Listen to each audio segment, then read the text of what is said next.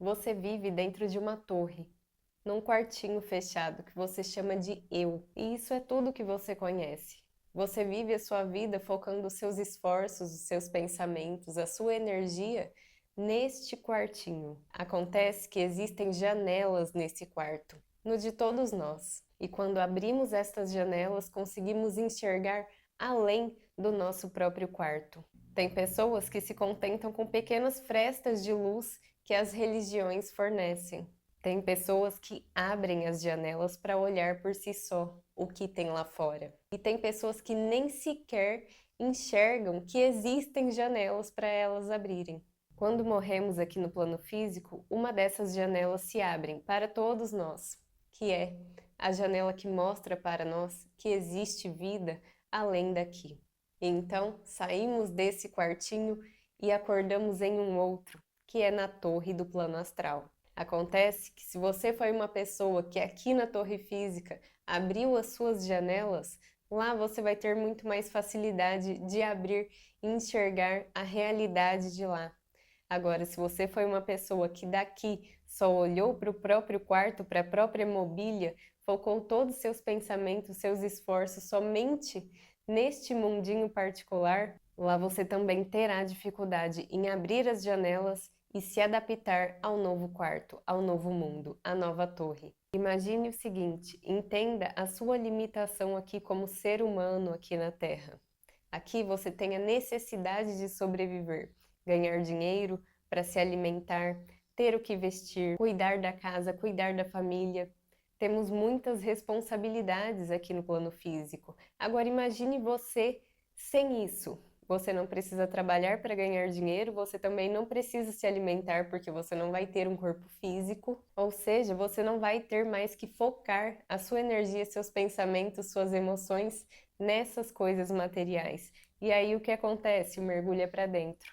Sem o corpo físico, vamos estar olhando totalmente para as nossas emoções e para os nossos pensamentos. Por isso que eu digo que um espírito, ou seja, alguém sem o corpo físico, sente muito mais do que um encarnado. O que te dói mais? Uma dor física ou uma dor emocional? Então, o plano astral é exatamente sobre isso. É onde depois desta vida, depois dessa encarnação, vamos cuidar do nosso emocional e do nosso mental. É um ciclo natural, é um processo natural, tá? Porque pensa o seguinte, para encarnarmos, passamos por um processo de descida.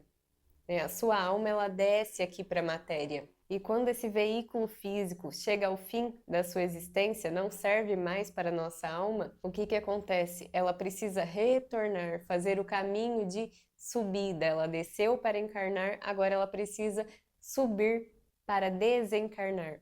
E o primeiro processo após a morte do corpo físico se dá no plano astral, que é um plano emocional. Para falarmos sobre a morte, o pós-morte, não podemos ignorar o fato da nossa cultura ocidental não ser reencarnacionista, embora antes fosse, agora não é mais. A maioria das pessoas aqui no Ocidente acreditam que só possuem essa vida, essa chance de fazer tudo, de experienciar tudo, de ser, buscar ser perfeitos em apenas uma vida de 70 a 80 anos. Em Mateus 5,48, Jesus diz: portanto, buscais serem perfeitos, como perfeito é o vosso Pai que estás no céu. Como poderíamos alcançar esta perfeição em apenas uma vida de 70, 80 anos? Às vezes nem isso. Levando em consideração que já nascemos com condições. Já nascemos numa família específica, às vezes pobre, às vezes rica, às vezes com cultura, às vezes sem cultura, em um determinado país, às vezes com condições melhores, às vezes piores, ou seja, não é igual o ponto inicial para todos. Como que poderíamos alcançar uma perfeição se as condições e as tendências que já nascemos aqui não nos permite com igualdade alcançar os objetivos, a perfeição? Há pessoas que já nascem doentes, há pessoas que sofrem acidentes e morrem no início da vida, ainda quando crianças ou quando jovens, ou seja, não temos as mesmas oportunidades. É por isso que muitos materialistas ou ateus não acreditam em Deus, porque a visão de Deus na religião é um Deus justo, amoroso, porém um Deus que pune, que castiga, que escolhe os seus. Então, ou seja, Deus escolheria algumas pessoas para nascer em boas condições e outras não. E ainda assim, esse Deus exige que você busque a perfeição. Então, realmente não faz sentido esse Deus pessoal, né? Desse Deus que tem vontade própria, que escolhe os seus. Não faz sentido mesmo. Que bom é termos a clareza de que a vida tem uma continuidade. Não é em vão, não seremos julgados. E sim, todos terão novas chances de recomeçar, de aprender com seus erros, de se melhorar, às vezes de errar de novo e pagar as consequências por isso, né? A lei da causalidade do karma não é sobre um julgamento externo, é a nossa própria consciência que se coloca em situações, se recusa a aprender com as situações e aí torna a repetir até que a lição seja aprendida. Então podemos descartar essa hipótese de juízo final e substituir por assumir a responsabilidade da própria jornada. Então, como é essa vida pós-morte, esse período pós-morte? Sabemos que a alma desce para encarnar. E tem vários processos nessa descida, tá? Não é simplesmente jogada aqui de qualquer jeito. Mas hoje vamos falar desse processo de retorno da alma para o seu verdadeiro plano, que é o plano mental. Após a morte do corpo físico, o cordão de prata, que é o que une os nossos veículos mais sutis a este corpo físico, esse cordão de prata ele será rompido, ou seja, o físico vai deixar de ser um veículo da alma, ele volta para a Terra, ele é temporário. Portanto, quando o cordão de prata for rompido, a sua consciência vai usar como veículo principal o corpo astral, que é o teu corpo emocional. E aí, para onde é que vamos, né? Sabemos que é para o plano astral, mas o astral é imenso, é inúmeras possibilidades, é muito individual de cada jornada, de cada alma, de cada existência aqui na Terra. Vamos supor que um extraterrestre chegue na sua frente e te pergunte o seguinte: como que é a vida aí na Terra? Você vai dar a sua versão. Olha, a vida é muito boa, só que eu trabalho bastante, mas eu amo meus filhos, a minha família, você vai dar a sua descrição.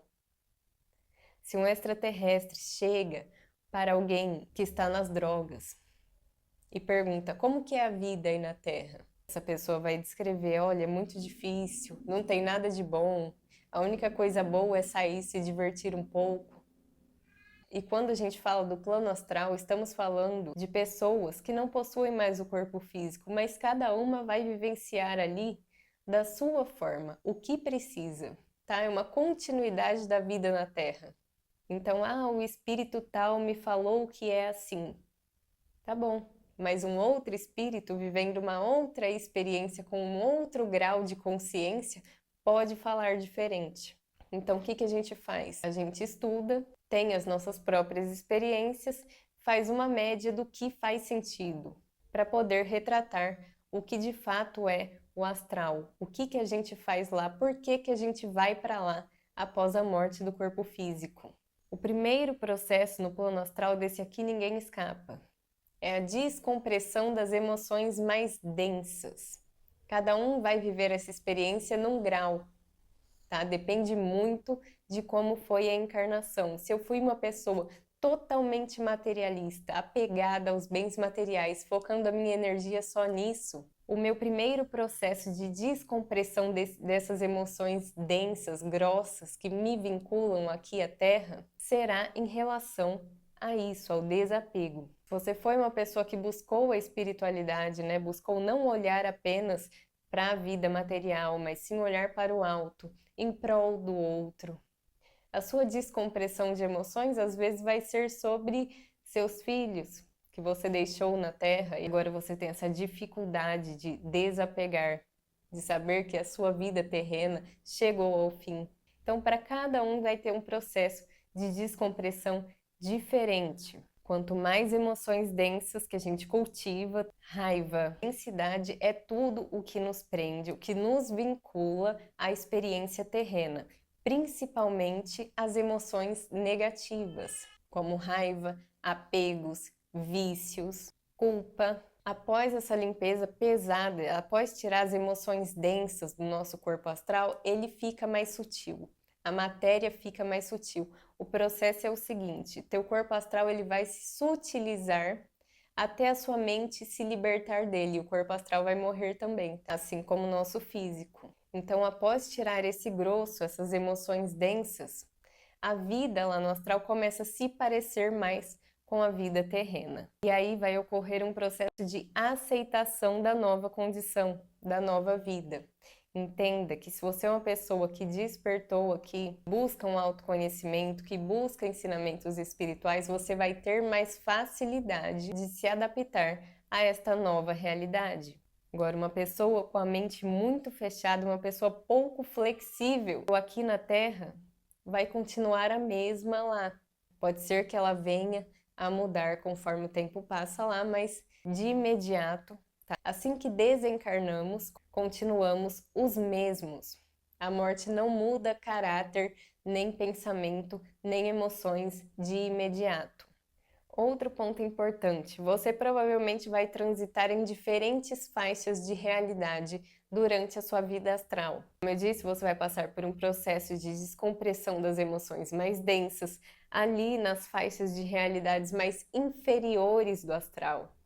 Conforme teu corpo astral vai se sutilizando, você vai subindo, vai transitando em outras faixas de realidade, de acordo com aquela que a tua mente e as tuas emoções estão vibrando igual. Pessoa que desencarna com uma culpa muito grande, por exemplo, cometeu um crime e carrega essa culpa, ela pode passar a primeira temporada ali no que chamamos de umbral. Na medida que ela for aceitando que aquilo foi um erro, que ela se arrepende, que ela não deveria ter feito, à medida que ela se perdoa pelo que fez, esse corpo astral vai se sutilizando e ela vai subindo os subplanos do plano astral. A regra é simples lá, tá? Semelhante atrai semelhante e os agrupamentos são feitos com base nisso, assim como é na Terra.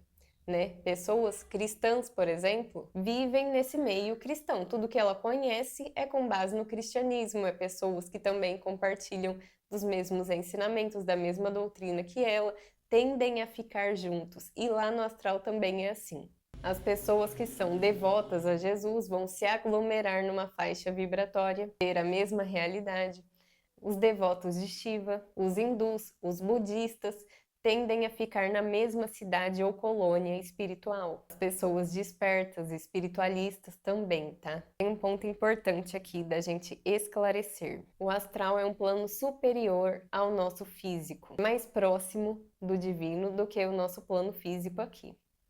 Portanto, os espíritos lá, eles têm a faculdade, a capacidade de criar de acordo com a sua própria mente.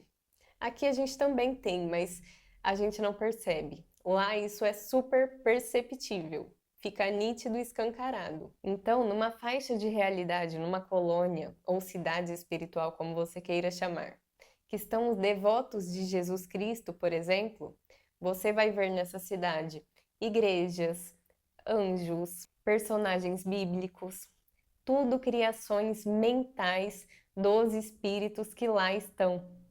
Quando se junta essa galera que pensa igual e sente igual muito forte, a realidade se molda a partir disso. Não quer dizer que Jesus está andando por lá, que lá tenha anjos de verdade, são formas mentais, o que chamamos de formas pensamentos. Aqui também é assim, mas aqui a gente não percebe, por conta das nossas limitações do corpo físico. Nos subplanos mais inferiores, né, nas regiões umbralinas ali, nos planos mais densos, nas vibrações mais baixas. Quem sai do corpo e visita essas regiões durante o sono sabe. São cidades iguaizinhas às daqui, só que assim, meio improvisada, uma coisa meio escura, meio feia. Por quê? Porque são criações mentais dos espíritos que estão vivendo ali. Um espírito numa vibração de muita raiva, muita angústia, ele se transforma, pode assumir formas assim monstruosas, porque é o próprio conteúdo interno dele que molda a aparência dele. Aí uma pessoa religiosa sai do corpo durante o sono e vê um espírito desse e acha que é o demônio, mas é só um desencarnado em sofrimento. É extremamente importante a gente compreender isso, as formas mentais que os espíritos criam para que a gente não caia em ilusões, principalmente quem sai do corpo e visita essas colônias, essas cidades, e também quem consagra a ayahuasca, porque na força da ayahuasca estamos ali, né, na vibração astral, na frequência do astral, visitando faixas de realidade do astral. Ou seja, nossa mente é super capaz de criar formas, tá?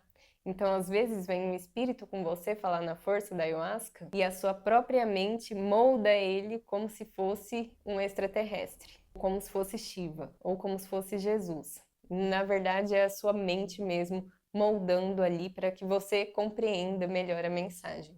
Por isso que a gente tem sempre que ficar atento à mensagem e não ao mensageiro. É importante que a gente busque daqui, porque o astral é um plano superior ao nosso físico. Mas se dormirmos aqui, vamos dormir lá também.